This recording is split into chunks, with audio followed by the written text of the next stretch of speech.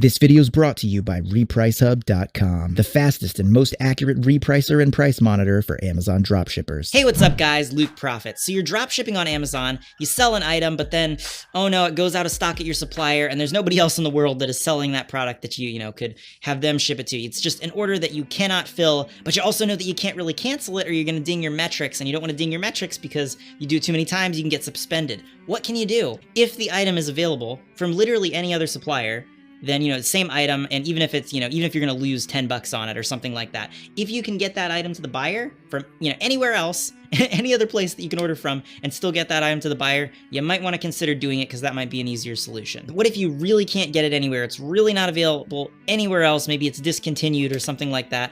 What can you do? How can you sort of cancel this order but not have your metrics get dinged? The first thing that you should do is ask the buyer to submit a cancellation request, because you get in trouble if you cancel orders, but if you can ask the buyer to ask you to cancel the order, then you're golden, because you're allowed to cancel orders. If the buyer asks you to cancel them, that doesn't hurt your metrics. It only hurts your metrics if you initiate the cancellation. But what if the buyer doesn't get back to you, they don't respond? Well, first off, when you sent that initial message, it should be something along the lines of, hey, there's a problem with your order. We need to cancel it. We're trying to have you cancel it so that, we can refund you.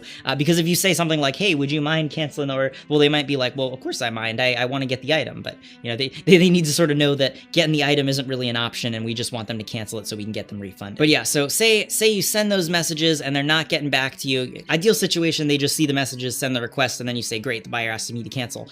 But say they don't ever respond, they don't see the message at all, that can happen pretty commonly too. What can you do? Well, you've got one more option, and that is to use a fake tracking number. Basically, the idea is you upload a fake tracking number to the order so that Amazon thinks that you've shipped it and it's on its way to just the wrong address. Then you send a full refund to the buyer. So the buyer's got their money back, and in Amazon's mind, a random package was shipped and it just went to a random address. But the order stayed. The order never got canceled. The buyer just got their money back because there was some sort of issue with tracking. But the order was never technically canceled. Then, of course, once you've done that, you've sent the buyer the refund and you've uploaded the fake tracking number, you can send a message to the buyer and say something along the lines of like, hey, we've been messaging you trying to get you to cancel the order. The incorrect item was shipped, or the item was damaged, or whatever story you're using, keep sticking with that. We've gone ahead and sent you a full refund for your purchase, and we're sorry for any inconvenience that it may have caused. That way Amazon sees the fake tracking number and doesn't think that the order was canceled, but the buyer ends up getting their money back and basically kind of having a clue of what was going on and just thinks there's some sort of mix up, and that's why they got refunded.